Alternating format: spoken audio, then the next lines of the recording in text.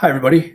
I'm Dan Kopp. I'm the CEO of ITG Transportation Services. I'd like to first and foremost thank you for taking the time out of your day to review the weekly market update that we're providing to our customers. I hope this has been helpful for you. And if there's additional information that you would like to see, if there's an explanation of anything, feel free to reach out. We're happy to help. This is still a relatively new project for us, so customer feedback goes a long way. And we're willing to certainly put together information that is actionable for you, and also something that may be value to you, your team, or to your customers. So we'll start by taking a quick look into the information that is provided on this week's report. Again, we're bringing this information to you that we're able to compile using the FreightWave Sonar platform. It's been a great program for us over the past few months to give us some insight into the market, especially during this challenging time. So we'll take a quick dive into the first bit of information here, which is the weekly Maritime report. So the going through, this is the same information we've had in the past, and what we're going to be showing is the number of shipments into a number of ports across the United States. These are volumes of shipments, which is a customs entry versus a container count, just so we're looking at the same numbers. You can see that Oakland is up pretty significantly. New York, we're seeing, is down quite a bit. Tacoma's down, and these numbers are relative to their 52-week highs and lows. And so again, Oakland's doing very well. Miami is again performing on the slower side right now. But then we'll take dives into specific markets. So we have the Los Angeles market compared to Long Beach. So sort of see where the dips are here, moving to where they're about even in terms of their weekly volumes. Same for New Jersey here in terms of the view. But you can see that New Jersey is looking at previous high, but May is actually quite a bit lower than we've seen in even previous months. Go to the same thing into Houston, as well into Tacoma, and compare that up against Seattle. These are all markets in which ITG operates, and we are happy to help out in any way we possibly can here.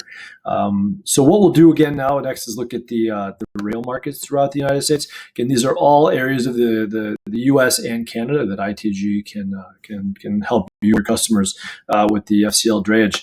So let's take a quick look into the rails. So we have the same gauge looking at the inbound international freight on the rail. Now inbound, and I've gone through, I think, this explanation previously, inbound in Chicago is likely an import container, whereas inbound international containers into Long Beach are likely exports, meaning they're being railed from elsewhere. So we can see a lot of red on here, and these are container counts relative to their 52-week highs and lows. So if you look at a market like Detroit, performing significantly lower than its 52-week high, actually approaching the lows here. Kansas City, and again at Los Angeles, Toronto, Vancouver markets also where ITG can be helpful.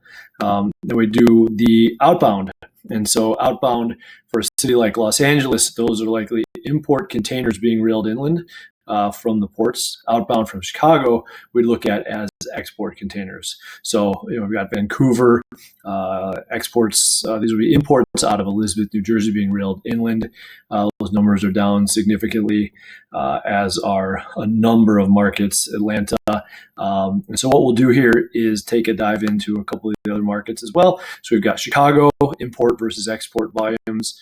We've got the same for the Dallas market.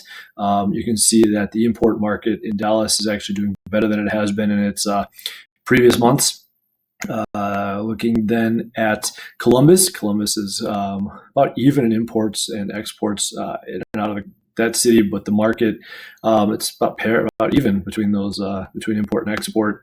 And then we'll look at Atlanta here, where there's a pretty big disparity, but exports, again, relative to even where we were at the beginning of 2019, is significantly lower than it has been in the past. So as we go then through the rest of the program, we again have an introduction to our online pricing program. If you're not familiar with it, feel free to take a look. Or if there are other folks in the company that you might think would benefit from this, feel free to share the video, or they can also reach out to us, as well as then the overview of ITG services. We're seeing that our volumes in May are down quite a bit, and again, that's the shutdowns in throughout the United States, as well as international markets, and the lag that it takes for the international shipping to affect the U.S. But we're certainly here to help. We have great capacity throughout the U.S. Very eager carriers who are willing to have a conversation about matching rates, as well as the incredible ITG service that you've been known, you've come to expect over the years. But hopefully, this information is helpful, and if there's anything that I can do to be a service to your team, please don't hesitate to reach out. Again, thank you so much for your support of ITG.